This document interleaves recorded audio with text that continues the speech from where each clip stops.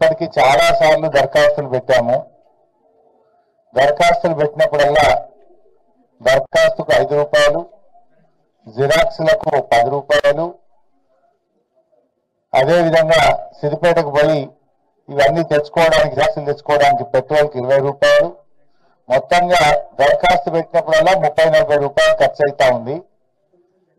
మేము చాలా సార్లు పోయినసారి ప్రజాపాలనలో దరఖాస్తు ఇచ్చాం, గతంలో మీ సేవలో ఆన్లైన్లో అప్లై చేశాం. మళ్ళీ ఇప్పుడు దరఖాస్తులు ఇవ్వమని దరఖాస్తుల పేరు మీద కార్యయాపన చేస్తున్నారని చెప్పి ప్రజలు తీవ్రమైన ఆగ్రహాన్ని వ్యక్తం చేస్తా ఉన్నారు. గతంలో ప్రజాపాలనలో రేషన్ కార్డులకు దరఖాస్తు ఇస్తే ప్రభుత్వం వాటిని ఆన్లైన్ చేయకపోవడం వల్ల, ప్రభుత్వం ఆ దరఖాస్తులను కట్టన కట్టి మూలకు పడేయడం వల్ల ఇవాళ వాళ్ళ పేర్లు జాబితాలో కనబడడం లేదు. అధికారులు నిలదీస్తే మళ్ళీ దరఖాస్తు ఇవ్వండి, మళ్ళా చూస్తామని చెప్తున్నారు. ఇప్పుడు ప్రభుత్వం వచ్చి 13 నెలల తర్వాత కూడా దరఖాస్తుల పేరు మీద కార్యయాపన చేస్తూ ప్రజల్ని మోసపుచ్చుతా ఉన్నారు. అబద్ధాల పునాదుల మీద అధికారంలోకి వచ్చిన కాంగ్రెస్ పార్టీ ఇవాళ ప్రభుత్వంలో పాలనలో కూడా అబద్ధాల పరంపరనే కొనసాగిస్తా ఉన్నారు. పాలనలో కూడా అబద్ధాల పరంపరనే కొనసాగిస్తున్నారు. 13 నెలలైనా ప్రజలకు ఇచ్చిన హామీలు ఒక్కటి కూడా అమలుకు నోచుకోలేదు. అప్పుడేమో అందరికీ పరమాన్నం పెట్టమన్నారు, ఇప్పుడు అడిగితే పంగనామాలు పెడుతున్నారు. ఎలక్షన్ల ముందు అందరికీ పరమాన్నం అన్నారు, ఇప్పుడేమో పంగనామాలు పెడుతున్నారు అడిగితే. ఇది కాంగ్రెస్ తీరు. ముఖ్యంగా ఇవాళ నేను ఆశ్చర్యానికి లోనైనా. చిన్న గ్రామం గాడిచెర్లపల్లి, చాలా చిన్న గ్రామము. ఇది మున్సిపల్లో భాగంగా ఉంటుంది. ముఖ్యమంత్రి రేవంత్ రెడ్డి ఏమో రుణమాఫీ అయ్యేపోయింది, అడిగేదే లేదు, మొత్తం అయ్యేపోయిందని చేతులు లేవడుతుంది. కానీ గాడిచెర్లపల్లి గ్రామంలో చూస్తే రుణమాఫీ కాలేదని ఇంతమంది దరఖాస్తు ఇచ్చారు. నాకు ఇన్ని దరఖాస్తు వచ్చినాయి. అందులో 1,00,000 లోపు ఉన్నాయి, 2 లక్షల లోపు ఉన్నాయి, 2 లక్షల మీద ఉన్నాయి. రేవంత్ రెడ్డి ఏమో రుణమాఫీ అయిపోయింది అని హైదరాబాద్ లో కూర్చొని మాట్లాడుతున్నారు. నేను డిమాండ్ చేస్తున్నా రేవంత్ రెడ్డిని, రుణమాఫీ అయిపోయిందని నువ్వు హైదరాబాద్ లో కూర్చొని మాట్లాడు కాదు, దమ్ముంటే రా నా సిద్దిపేటకు రా, ఈ గాడిచెర్లపల్లి గ్రామానికి రా, ఎంతమందికి రుణమాఫీ కాలేదో నేను చూపిస్తా. లేదు నీ సొంత ఊరు కొండారెడ్డిపల్లికి పోదామంటే కూడా పోదాం, అక్కడ కూడా కచీరికాడ కూర్చొని మాట్లాడదాం. నీ సొంత ఊరికి పోదామా, మా గాడిచెర్లపల్లికి వస్తావా చెప్పు. ఇవాళ ఇక్కడ రైతులు చూస్తే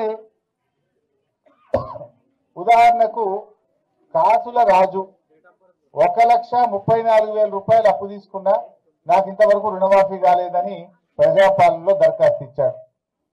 అదేవిధంగా కుసుంబ నగేష్, నేను 1,00,000 రూపాయలు అప్పు తీసుకున్నా, నాకు కాలేదంటున్నాడు.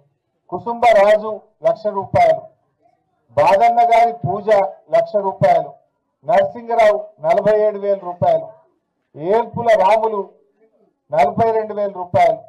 ఈ రకంగా వీళ్ళందరూ కూడా 1,00,000 లోపే ఉన్నారు. వీళ్ళకు కూడా ఈ రోజు రుణమాఫీ కాలేదని చెప్పి దరఖాస్తులు ఇస్తున్నారు. ఎం రాధా 1,30,000 తీసుకున్నా నాకు రుణమాఫీ కాలేదంటున్నారు. అదేవిధంగా కె యాదయ్య 1,34,000 తీసుకున్నా నాకు రుణమాఫీ కాలేదంటున్నారు. కె అశోక్ 60,000 తీసుకున్నా నాకు రుణమాఫీ కాలేదని దరఖాస్తు ఇచ్చారు.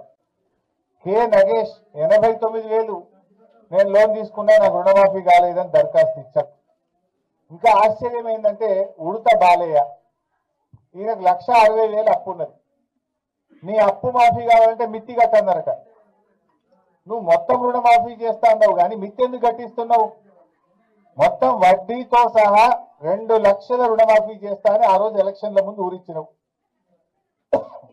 ఎవరైనా రుణమాఫీ అయితే మళ్ళా తెచ్చుకోండి, నేను రాగానే మళ్ళా మాఫీ చేస్తా అని చెప్పి ఆ రోజు ఊరిచ్చినావు. మరి ఉడత బాలయ్యకు 1,60,000 అప్పు ఉంటే మీద మిత్తి 13,000 ఎందుకు కట్టమన్నావు? పాపం ఆయన నమ్మి 13,000 మిత్తి కట్టిండు. ఇవాళకి ఆ 1,60,000 ఇంకా రుణమాఫీ కాలేదు. అదేవిధంగా ఇదే ఊర్లో మరిజ సుధాకర్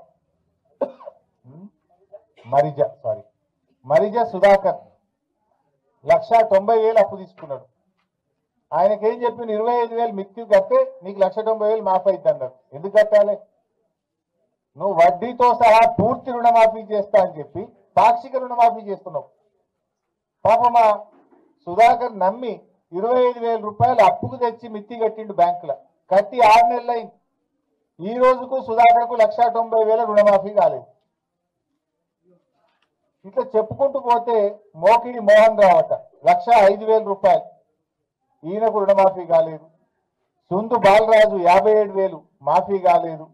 సిద్ధన్నపేట రాజయ్య 1,60,000 మాఫీ కాలేదు. ఎల్లుపల్లి రాజమల్లు 50,000 మాఫీ కాలేదు. పూసల తిరుపతి 98,000 మాఫీ కాలేదు. కొమ్ము దేవవ్వ 1,30,000 మాఫీ కాలేదు. ఇట్లా ఎంతో మంది, ఇక చెప్పుకుంటూ పోతే చాలా మంది ఉన్నారు. వాస్తవానికి ఇంకా కొంతమంది రేవంత్ రెడ్డి మాట నమ్మి ఆగమైపోయింది. ఈ గాడిచెర్లపల్లి గ్రామంలో సత్తయ్య అనే రైతు, ఆయనకు 2 లక్షల మీద అప్పు ఉన్నది. ఉంటే 68,000 బ్యాంక్ రిసిప్ట్ 68,500 రూపాయలు నువ్వు మీద 2 లక్షల మీద ఉన్నది నువ్వు కడితే తెల్లారే పైసలు వేస్తాను రేవంత్ రెడ్డి చెప్పిండు. ముఖ్యమంత్రి కదా అని నమ్మిండు. ముఖ్యమంత్రి అబద్ధాలు ఆడతాడు అనుకుంటారు ఎవడన్నా. కూసులో వెంకట గవర్నమెంట్ రా అన్నాడంటే ప్రతిపక్షంలో ఉన్నవంటే ఏదో అధికారం కోసం మాట్లాడినవన్న ఓ లెక్క. కానీ ఇలా కుర్చీలో కూర్చొని కూడా అబద్ధాలు ఆడతాడా? రేవంత్ రెడ్డి మాటలు నమ్మి సబ్స్క్రైబ్ చేయండి. Please do subscribe to. Please like, share and subscribe to top Telugu TV. Top Telugu TV. Top Telugu TV.